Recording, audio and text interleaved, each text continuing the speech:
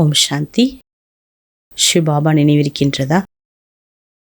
8/1/2025 பாபா முரளியினுடைய தலைப்பு சொல்றார், மீட்டே பச்சே बाप की श्रीमत तुम्हें 21 पीढ़ी का सुख दे देती है. இனிமையான குழந்தைகளே, பாபாவினுடைய ஸ்ரீமத் உங்களுக்கு 21 தலைமுறைக்கான சுகத்தை தரக்கூடியதாக இருக்கின்றது.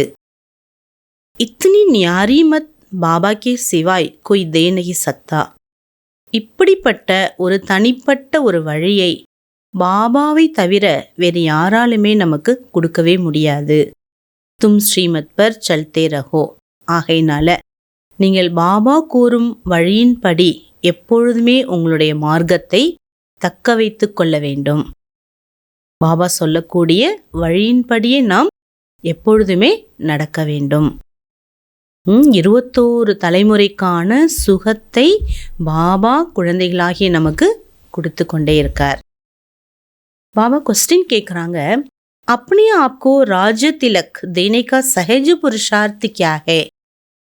தனக்குத்தானே ராஜ்ய திலகத்தை கொடுப்பதற்கான சகஜ முயற்சி எது? பிராமண வாழ்க்கையில தனக்குத்தானே ராஜ்ய திலகத்தை வைத்துக் கொள்வதற்கான முயற்சி. अपने आप को राज्य तिलक देने लिए बाप की जो शिक्षाएं मिलती हैं उन पर अच्छी रीति चलो. பகவான் காட்டக்கூடிய கல்வி, சிக்ஷை, போதனை எது கிடைத்துள்ளதோ அதன்படி நாம் நம் வாழ்க்கையை நடத்தி செல்ல வேண்டும். इसमें आशीर्वाद कृपा की बात नहीं है. இதில் நாம் ஆசீர்வாதமோ கிருபை காட்டுங்கள் என்று கூற வேண்டிய அவசியமே இல்லை. 2வது பாயிண்ட், ஃபாலோ ஃபாதர் கரோ दूसरों को नहीं देखना है.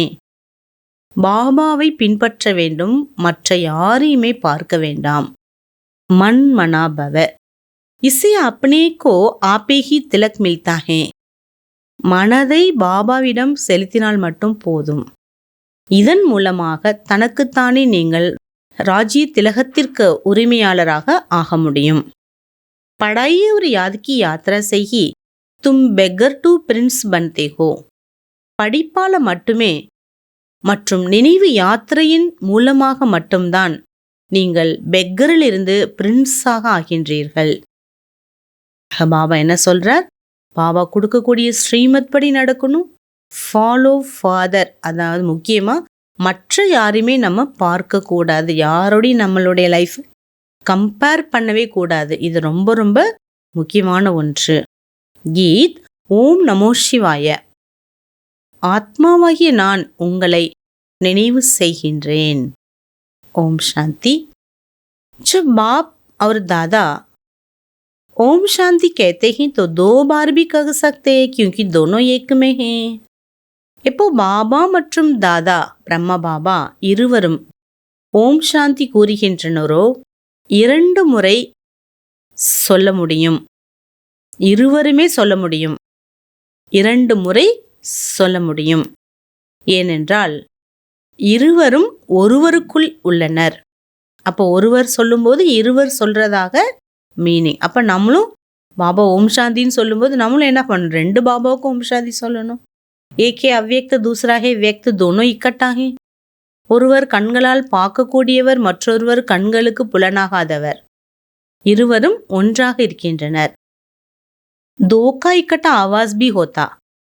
இருவருடைய சப்தம் ஒன்று போல் இருக்கின்றது, ஒன்றாகவே இருக்கின்றது.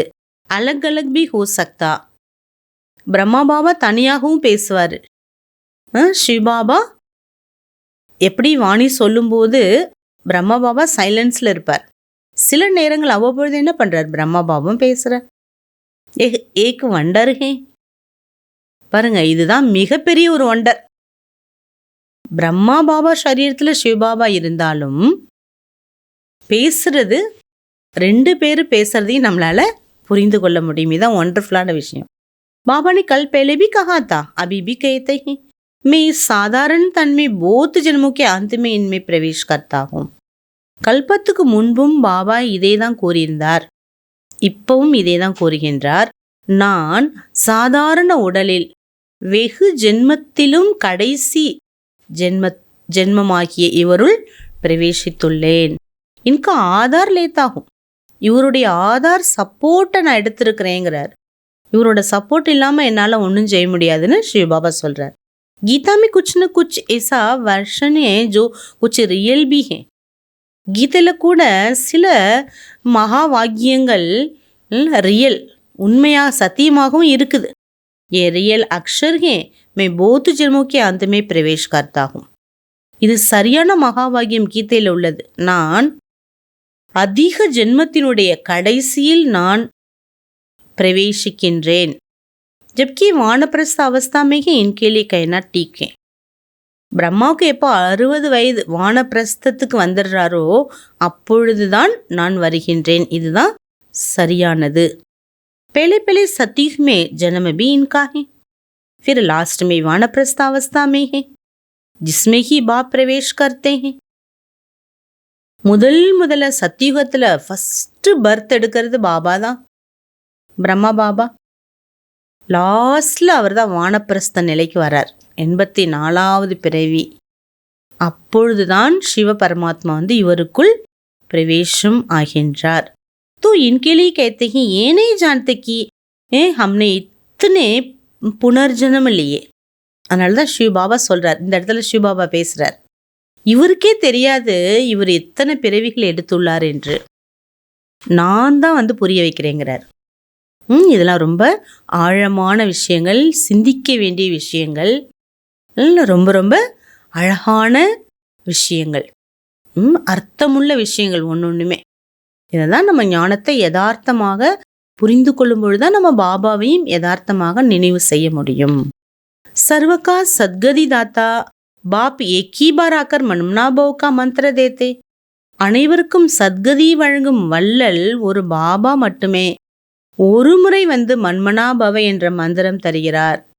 பாப் கேத்தே ஹே பச்சே தேக சகித் தேக்கி சப் தரம் தியாக் अपने को அஷரீரி ஆத்மா சமஜ் முஜ் பாப் கோ யாத் கரோ.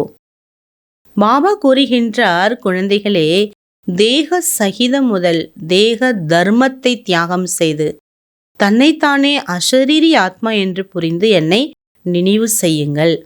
கித்தனி சஹஜ் சம்ஜாத்தே ஹே. பாபா பாருங்க எவ்வளோ சஹஜமாக புரிய வைக்கிறார். ராவன் ராஜ்யக்கு காரணம் தும் சப் தேக அபிமானி பனே ஹோ. ராவண ராஜ்யம் ஏற்பட்ட காரணத்தினால பாபா சொல்றாரு, எல்லாருமே தேக உணர்வில் வந்துவிட்டீர்கள். அபி பாப் தும்கோ ஆத்ம அபிமானி பனாத்தே ஹே. இப்போ பாபா நம்மை ஆத்ம அபிமானியாக ஆக்குகின்றார்.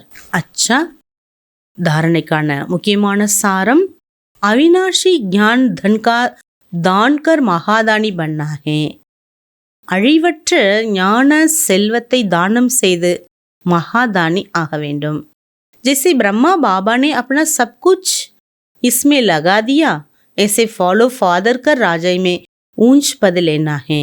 எப்படி பிரம்மா பாபா தன்னுடைய அனைத்தையும் யஜ்ஞத்தில் கொடுத்து விட்டாரோ, ஈடுபடுத்தினாரோ, அவ்வாறு அவரை நீங்கள் பின்பற்றி ராஜ்யத்தில் உயர்ந்த பதவியை அடையுங்கள். நெக்ஸ்ட் பாயிண்ட், सजाओं से बचने लिए ऐसा योग कमाना है जो कर्मातीत अवस्था को पाले. எல்லா விதமான தண்டனைகளிலிருந்து நம்மை தப்பிப்பதற்காக, மீன்ஸ் விடுபடுவதற்காக அப்படிப்பட்ட யோகத்தை சேமிக்க வேண்டும். அந்த யோகத்தின் பலன் கர்மாத்தீத் அவஸ்தையை நாம் அடைந்து விடலாம். கர்மாத்தீத் நிலைக்கு நம்மளை அழைத்து செல்கிறது. பாஸ்வி தானர் பன்னைக்கா பூரா புருஷார்த் கரோ. தண்டனை இல்லாமல் பாஸ் ஆகிறதுக்கான முழு முயற்சி செய்யுங்க. தூசரோங்கோ நகி தேக்னா. இன்னைக்கு ப்ராக்டிஸாக தான், மற்றவங்க யாரையுமே நம்ம பார்க்கக்கூடாது. பாபா வரதான் கொடுக்குறாங்க. கடை நியம் और दृढ़ संकल्प द्वारा अलबेलापन को समाप्त करने वाले ब्रह्मा बाप समान अतक भव. அதாவது ரொம்ப ஒரு கடினமான நியமம். நம்மளுடைய நியமம் சாதாரணப்பட்டதில்லை. எவ்வளோ உயர்ந்த லட்சியமோ அப்போ அதற்கு ஏற்ற மாதிரி தானே நியமங்கள் இருக்கும். கடினமான நியமமாக இருந்தாலும் திடமான சங்கல்பத்தின் மூலமாக, உறுதித்தன்மை வேணும் எண்ணங்கள்ல, அதன் மூலமா சோம்பேறித்தனத்தை அழிக்கக்கூடிய பிரம்மா பாபாவுக்கு சமமாக களைப்பற்றவர் ஆகுங்கள். ब्रह्मा बाप समान अतक बनने लिए अलबेलापन को समाप्त करो. इसके लिए कोई कड़ा नियम बनाओ. பிரம்மா பாபாவை போல ஆகுவதற்கு, களைப்பற்றவர் ஆகுவதற்கு சில கடினமான நியமங்களை தனதாக்குங்கள். दृढ़ संकल्प करो. अटेंशन रूबी चौकीदार सदा अलर्ट रहे तो अलबेलापन समाप्त हो जाएगा. உறுதியான எண்ணத்தை எடுங்க. கவனம் என்ற கவனம் பாபா சொல்றார், கவனம் என்ற சௌக்கிதார் செக்யூரிட்டியை, கவனம் அப்படிங்கிற செக்யூரிட்டியை சதா அலர்ட்டாக வைத்து கொண்டீர்களே ஆனால் சோம்பேறித்தனம் என்பது தானாகவே அழிந்துவிடும். पहले स्व के ऊपर मेहनत करो फिर सेवा में तब धरनी परिवर्तन होगी. முதல்ல செல்ஃப் தனக்குள்ளார அட்டென்ஷன் கொடுங்க. காவலாளி அப்படி போடணும்.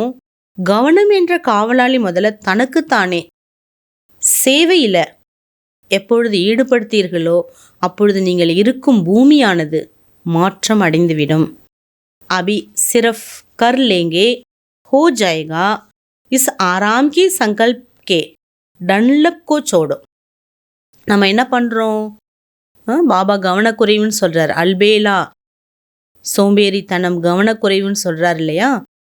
பார்த்துக்கலாம், நடந்துடும், நம்ம தானே செய்ய போகிறோம், செஞ்சுக்கலாம், இப்போ என்ன அவசரம், இப்படிலாம் நம்ம நினைக்கக்கூடிய ஓய்வு என்ற சங்கல்பத்தினுடைய டன்லப் உறக்கத்தை விட்டுவிட்டு, பாபா சொல்ற டன்லப் மெத்தடில் தூங்கும்போது சுகமாக இருக்கும் இல்லையா? அந்த மாதிரி ஓய்வுங்கிற எடுத்துக்கலாம், செஞ்சுக்கலாம், பார்த்துக்கலாம் அப்படின்னா என்ன, இப்போ ஃப்ரீயாக இருக்கும், ஒத்தி போடுறது. பாபா சொல்கிறாரு அப்படிங்கிற டன்லப்பை விட்டுடுங்க. கர்ணாஹி ஹே செய்தே ஆகுவேன். ஏ ஸ்லோகன் மஸ்தக் மே யாத் ரஹே. இந்த ஸ்லோகனை நெற்றியில் நீங்கள் நினைவில் எழுதிக்கோங்க, நினைவால் எழுதிக்கோங்க. தோ பரிவர்த்தன் ஹோ ஜாயேகா. அப்பொழுதுதான் மாற்றம் என்பது உங்களுக்குள் ஏற்படும். அதனால் பிரம்மா பாபா எப்படி டயர்ட் இல்லாமல் செஞ்சாரோ அந்த மாதிரி நம்ம செய்யணும். ஸ்லோகன் समर्थ बोल की निशानी है जिस बोल में आत्मिक भाव और शुभ भावना हो. சக்திமிக்க வார்த்தையினுடைய அடையாளம் பேச்சில் ஆன்மீக கருத்தும் சுப பாவனையும் நிறைந்திருக்க வேண்டும். அடுத்து பாபா மனசா சேவைக்காக பாயிண்ட் கொடுக்குறாங்க. जितना जितना समय समीप आता जा रहा उतना व्यर्थ संकल्प भी बढ़ रहे. எவ்வளோ நேரம் நெருக்கத்தில் வர வர வீண் எண்ணங்களும் கூட அதிகமாயிட்டே தான் இருக்குது. लेकिन ये चुक्तू होने लिए बाहर निकल रहे. பாபா சொல்றார், ஆத்மா சுத்தம் அடையிறதுக்கு உள்ள இருக்கக்கூடிய வேஸ்டேஜுங்கிற கணக்கு வழக்கு என்ன ஆகுது, வெளியேறிட்டே இருக்குது. उनेका काम आना अपना काम उड़ती कला द्वारा सकाश द्वारा परिवर्तन करना. வேஸ்ட் உள்ள வேஸ்ட் நிறைய இருக்குன்னா சுத்தமாகும்போது வெளியேறணும், அப்போ தானே சுத்தமாகும். அப்போது அதோட வேலை வர்றது, நம்ம வேலை என்ன, பறக்கும் கலையின் மூலமாக சகாஷ் மூலமாக அந்த எண்ணங்களை மாற்றி அமைப்பது. கபராவோ நகி, என்னடா இவ்வளோ வேஸ்ட் வருது, இப்படிலாம் வந்தது இல்லையேன்னு பயப்பட வேண்டாம். உஸ்கெல்லியே ஷேக் மே நஹி ஆவோ. அந்த ஆட்டத்தில் நீங்கள் வந்துடாதீங்க. அது ஷேக் பண்ணுது, உங்களை அசைக்குது, அந்த அசைவில் நீங்கள் வந்துடாதீங்க, பயப்படாதீங்க. இப்படி வருது, உள்ளே இருக்கிறதெல்லாம் வேஸ்டெல்லாம் வெளியேறுதுன்னு அர்த்தம். அப்போ நம்ம சகாஷ் மூலமாக பாபா சொல்கிறாரு, சகாஷ் மூலமாக நீங்கள் என்ன பண்ணணும், பறக்கும் கலையின் மூலமாக அதை கடந்து செல்ல வேண்டும். அச்சா, ஓம் சாந்தி.